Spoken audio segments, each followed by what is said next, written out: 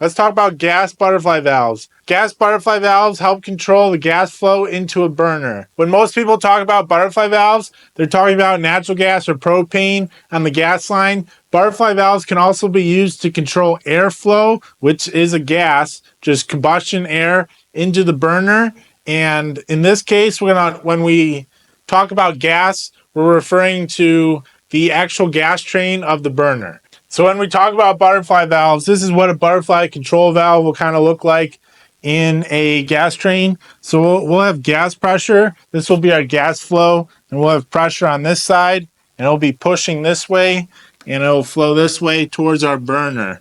Burner's over here, and so we have this control valve. In the center of the control valve, it's going to be a disc, and this disc is going to restrict flow to the burner. It is not going to seal flow from the burner. So a butterfly control valve is meant to control the flow rate. It is not meant to stop gas flow. So this disc is not a sealing disc and will not provide 100% stoppage of gas flow like the normal safety shutoff valves on a gas burner. We'll have a shaft here that gets connected to linkage or maybe an actuator. And as this shaft, as the shaft turns, the disc will turn. The disc is directly connected to the shaft. And it were to be all the way closed, we would only see the end of the disc. And when the disc opens, we'll start seeing the face of the disc. And when the disc were to completely open, if we're looking at the side of the valve, we'll see the side of the disc just like this. And that is going to be completely parallel with flow and provide no pressure drop so that the burner receives the full fuel rate.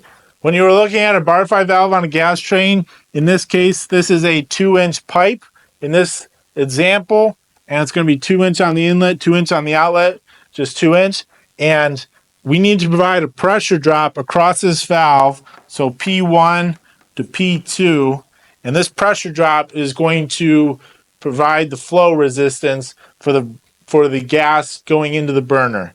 So as we modulate this open, there'll be a point in time where the pressure drop is negligible because a butterfly valve, when it is completely open, provides negligible pressure drop. You want to know that when the disc is around 60 to 70 degrees is when actually the valve is going to basically act like it's full flow. And if you were to open it beyond 60 to 70 degrees, going to provide a marginal amount of flow. So let's look at a butterfly valve from the end. So this is our pipe, and if we were to look directly down the pipe, this is the body of the valve. Here's our stem. We're looking directly down. Here's our disc of the valve. So this disc, as we said before, is going to modulate in the body of the valve between 0 and 90 degrees to allow a different pressure drop across the valve, which will change your gas flow. If we look down the center of it, this disc in this case is going to be a full-size disc. It's going to provide the full inside diameter of a 2-inch pipe. However, when we look at butterfly valves that are installed on gas piping, we can have reduced size disc. And reduced size discs on the outside of the valve look exactly like a full-size disc except for the model number. A reduced size disc is going to look like this. The shaft comes down, and this is all solid. They didn't bore it out. So this is your 2-inch pipe. And when you're looking directly down it, we're now getting into this little disc area, and all that gas flow has to go through this area. This is all solid metal right here. This disc is going to modulate, and if it were to be completely open when we're looking at it, it would look like that. So that's full open. We're going to see the disc, and then full closed would be something like that. Why that's important is if we were looking at a butterfly valve and we're going to go replace it, we can't just look at the size of the gas train and the gas piping connected to the butterfly valve and go, oh, it's a 2-inch valve, order me a 2-inch butterfly valve. This reduced port, medium port, or full port options for butterfly valves will change the flow of the gas through the valve. And if you get a port size wrong, it can greatly mess up how your burner runs and the positioning of your linkage or the actuator. So let's take a closer look at some butterfly valves. So here we see 3 valves.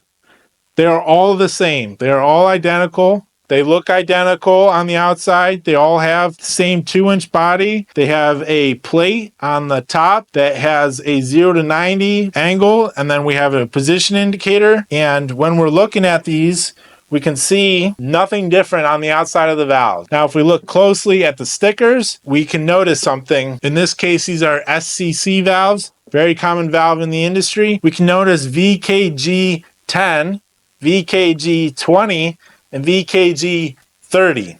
Let's flip the valves over. Take a look at that. Let's look here. This is the full size valve. This is the medium port valve. And this is the reduced port valve. As you can see, we have different sizes of disc inside the valve body. The reduced port valve is going to flow the least amount of gas through it. The full size valve is going to flow the most amount of gas through it. Why would we change the size of the disc inside the valve? Well, that's a great question. So the sizes of the disc inside the valve change to provide better control for the burner. Typically, butterfly valves do not have capacity issues when they are sized. And if you are to line size a valve, the valve will actually flow a lot more than the burner actually requires. In order to provide better control and better resolution, we would get a smaller port valve, which will flow the correct amount of gas flow for the burner you are matching it with the pressure drop that you want across the valve. If we were to get a reduced port valve properly sized, the valve would go from, say, we light off the burner at 15, 20 degrees, and we have full flow at, say, 70 degrees. Those are made up numbers. And if we were to just take an outside look at the body of the valve and go, hey, we need a 2-inch valve, and we were to replace it with a 2-inch full port, on the full port, we may light off between 5 and 10 degrees, and high fire may be only 40 degrees. So we are now shrinking the actual amount of travel that the valve has. So every degree is now more sensitive for the BTUs. This will be a huge problem if you have a linkage burner, as you have very limited range on what you can do with linkage, and your gas valve is essentially going to act much faster than your air will. So if you take nothing else, just always remember, when you're looking at butterfly valves and you need to replace one, you either need to get the model number of the valve. In this case, Siemens engraves the model number on one side of the valve and also has a tag on the other side of the valve. But if manufacturers were to paint over that, or it's a different kind of valve, and you don't have the data, what kind of port valve it is, you got to take the gas piping apart to be sure. It's way easier to take the piping apart, order the correct valve, or you can just order different ports of valves and bring all of them and replace it with the one that you need. It costs a little bit more, but if you were to bring 3 valves to a job and when you take it apart, you find out that it's a medium port size, you put our medium port in and be on your way. So when changing a gas butterfly valve, we're looking at the valve body size. So we got to match the valve body size, and we got to match the port size. And it changes diameter depending on how much gas flow you need through the valve. Butterfly valves. Make a coffee cup out of butterfly valves.